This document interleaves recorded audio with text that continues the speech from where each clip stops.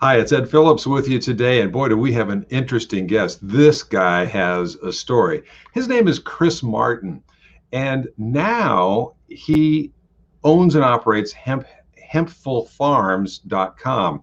But that's just part of the story. We're going to bring in Chris now, and we're going to talk about uh, the early part of the story. So stay with us. We'll do that in just a moment.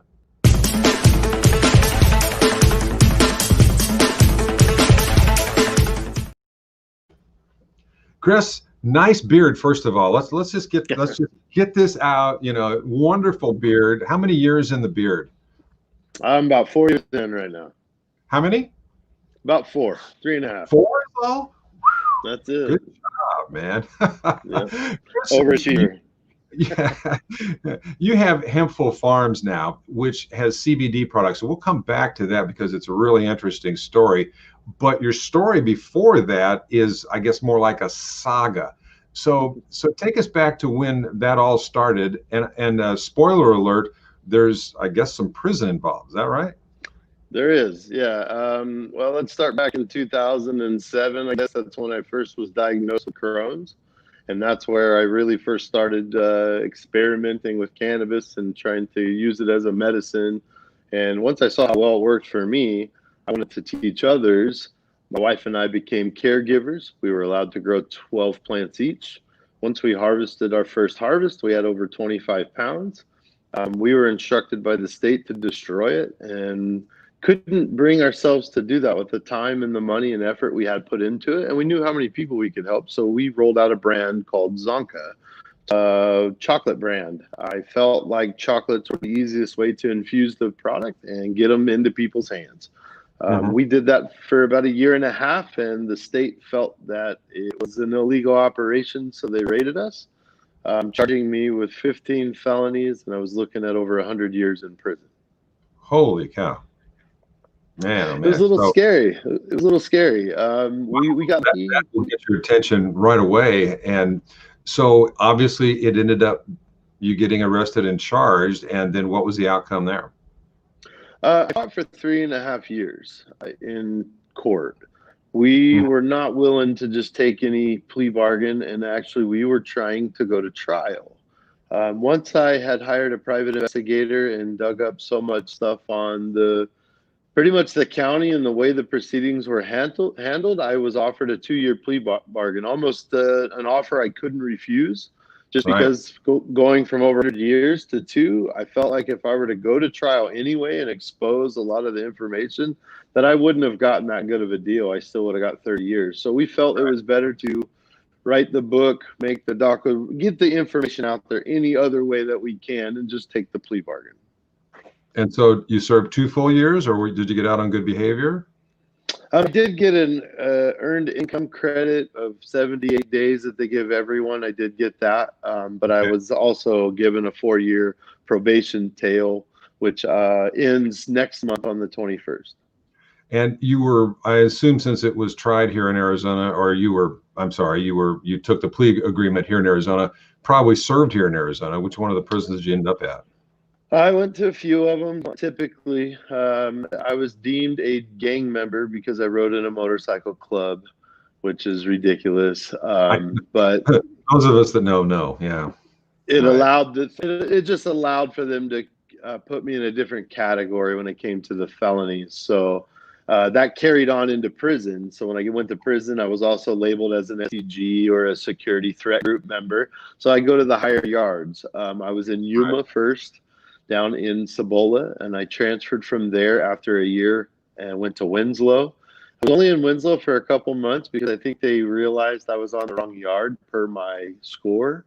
But I had also wrote a curriculum in prison to try to help with recidivism. And when I submitted it to the ADW, they transferred me to Kingman. So I really don't think they wanted any reform help at all. So I ended my sentence there. Well, I don't know if you know part of my past, but I was in the state Senate for 4 years. I was not on the Judiciary Committee, but I am very aware of the goings on within not just our state, but any state. And of course, then there's the federal thing going on. Well, we did want to get part of your backstory because I'm guessing in prison, you had a lot of time to think about your business that, of course, they probably made crash and burn while you were in prison. So Well, after you get out of prison, what did you do next? well, with the 3.5 years of fighting during trial, that's where I really spent most of my time working. Okay. As most people know that have been to prison, there's not much you can do there but sit there. Yeah. There's not a lot of programs or classes, and it's actually illegal to run your business from prison. So if I were to receive my P&L or try to review that on the phone with my family, I would actually get a ticket or get put on report, which means I'm in trouble for running an illegal enterprise, even though I was just trying to help explain the P&L to my wife.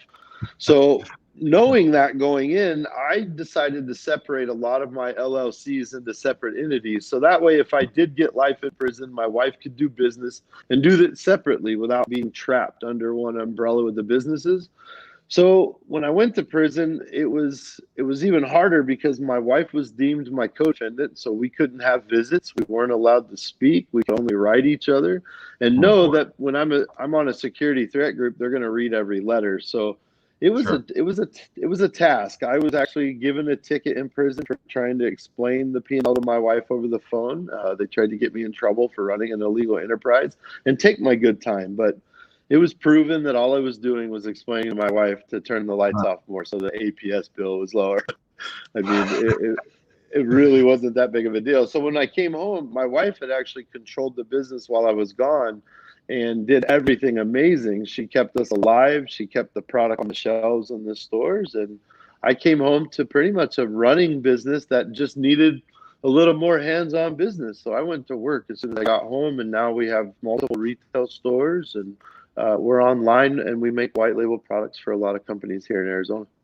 Well, I would be remiss, Chris, if I didn't ask you, because I originally came from the Midwest, where back then, you read about people using marijuana products. It was one of those things. So it take just a second to explain for us the difference between CBD and the traditional, what we think of as marijuana. Well, to me, the only difference in hemp and cannabis is the government regulation of the 0.3% THC. Right. Otherwise, it's the exact same plant. It's only being divided and exploited for profit. They're the Hmm. same plant. They grow the same. They look the same. One has high THC, one has high CBD. So most people called cannabis the gateway drug for the last 50 years of prohibition. And I like to call hemp the gateway conversation. Because if I can get you talking about hemp and using hemp, then you're already using sativa and indica's second cousin. So what would be the difference if we moved on to talk about cannabis? And usually that's how the conversations go. Technically, the only thing separating them is the government.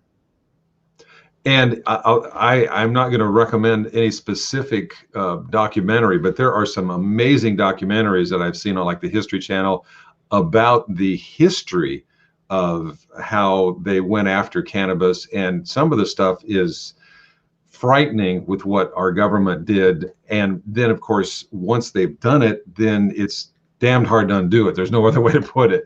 And that's Yeah. kind of where we are there. But so it really is the THC content, and the rest of the plant has nearly none, right? I mean, Right. And there's over 100 cannabinoids that they found in the plant. We're talking CBD, CBG, CBA, THCV, THCA. I mean, we could go on and name them all. And just to have the ability to be able to study those things now and to talk about them is what we're going for. We need that in the medicinal world.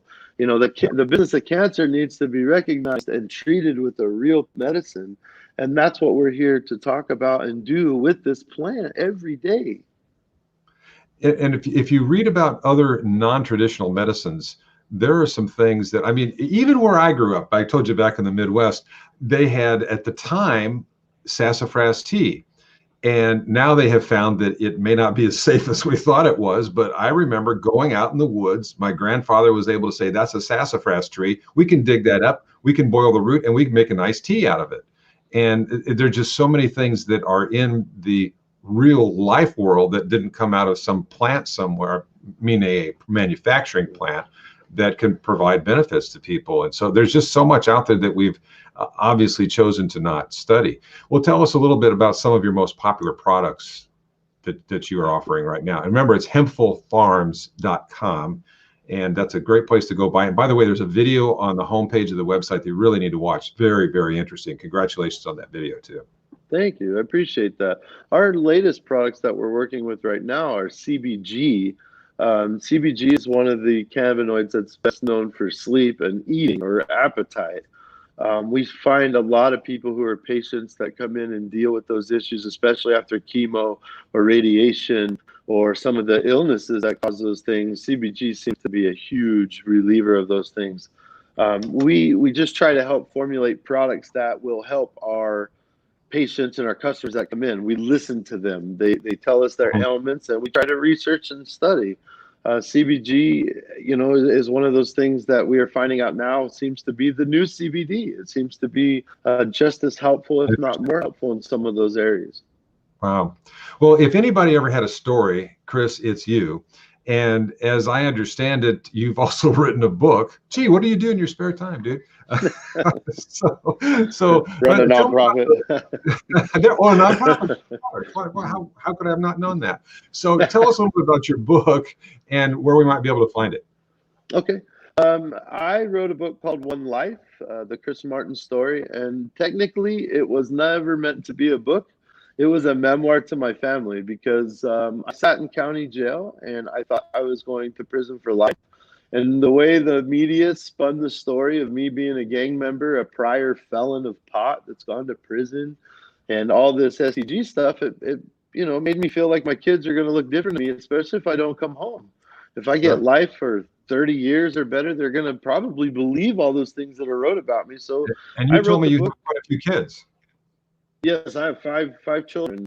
Yeah, and that was what the book was about. The book was to them, just explaining to them, I'm not a piece of crap. I didn't do, I'm from the Midwest too. So I ran away from the Midwest out here thinking I was getting away from that mentality and that thought process to come to a little bit more of a maybe liberal thought process, or maybe a little bit more open-minded, I guess I should say. But open-minded, probably. Yeah, totally wrong. Totally wrong. I came out here and 3 months later it went upside down. So that's really what the book is about, was to explain to my family. And when a friend of mine who later became my agent read the book, he said, "Man, this has got to become a movie. We've got to put this out there." And before I knew it, he published the book for me, helped me get it distributed, which is now on Amazon. And I think we had it on allauthor.com as well. And now he helped me launch the documentary, Haters Make Me Famous, which is now on Amazon Prime and Tubi TV live stream. Is that the same name as the book, Haters Make Me Famous? No, the book was called One Life. I wrote that first. The documentary came out and was really more about the story of the raid. So we called Haters Make Me Famous because it seemed like everyone in the government up there in the county did not like us. And they really had something against what we were doing, and they wanted to tell this bad story about us. So we felt like not only does it draw your attention, but it's going to explain a lot more backstory just in one title. Well, it's nice that we're in a free enough country where you can, at this point at least, still get your story out there, and you can come out of prison and have a vibrant working business. What else would you like to tell us about your business before we wrap up? Honestly, the main thing I want to talk about is the nonprofit, the Zonka Miles. I started a nonprofit in prison to help inmates that are doing time for cannabis. We've had it going for 2 years now, and I really felt like it has helped a lot of people, but in essence, it's kind of getting to people almost too late. So we've geared it almost a double-edged sword, or a double-headed monster, I guess you could say. We are gearing it now towards kids that age out of the juvenile system, because everyone I talked to in the prison circumstance like I was in, 80% of them came from a bad background, a bad childhood, juvenile hall or foster care. So we are really targeting those children in those situations. As far as like Thanksgiving, we raised 260 pounds of turkey and delivered them to their homes. Over 600 gifts we gave out for Christmas, delivering to the group homes, and by hand. Like, that's really what we want to do, on top of all the letter writing and the money putting on the books for the guys that are doing life for cannabis right now. Well, Chris, you've got quite a story. We could probably go on for about a week, and we'll choose to not do that because you've got a business to run. We've got other things to get to. So thank you so much for being with us today, sharing your story, and what a story it is. And of course, we'll be back soon to have another one of those great stories about business and people in the same category that Chris is in about business success. Well, I produce